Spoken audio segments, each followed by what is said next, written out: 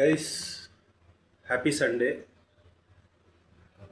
So good morning. ఇవాళ మనము mutton పప్పుచారు రెడీ చేసుకోబోతున్నాం.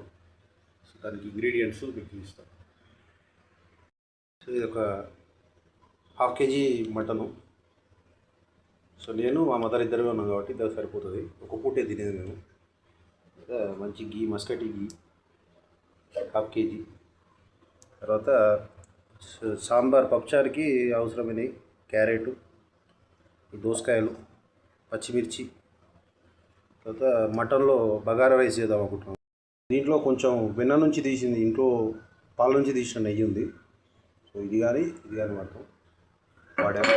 తర్వాత మంచి బిస్లరీ వాటర్, సో మంచి మినరల్ వాటర్ వేసుకుంటే టేస్ట్ ఇంకా ఎన్హాన్స్ అవుతుంది. So Bisleri packaged drinking water. ఈ ప్రాసెస్ అన్నిటికీ 1 లీటర్ పడుతుంది. ఒక కర్డ్ ఉంది. రైస్ కుక్కర్లో బగారా రైస్ చేసుకుంటాం. తర్వాత ఇక్కడ మన పప్పుచారు, తర్వాత మటన్ కర్రీ. ఓకేనా? ఇక్కడ మసాలాలు తెలంగాణ స్టైల్లో మటన్ కర్రీ.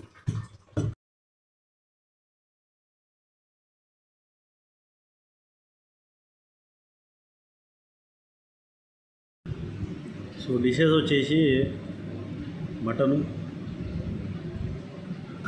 తెలంగాణ స్టైల్లో మటన్ ఉన్నాయి.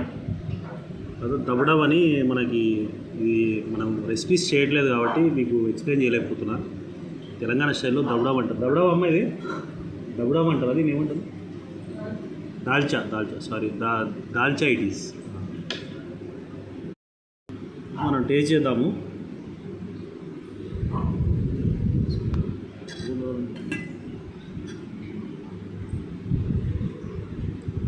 రైస్ వడ్డించుకున్నాము. తర్వాత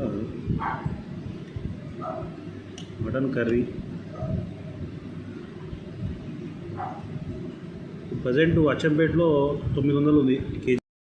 so Telangana mutton with bagara rice కనిపిస్తున్న మటన్. దీంట్లో మటన్ ఉంది, రైస్ ఉంది.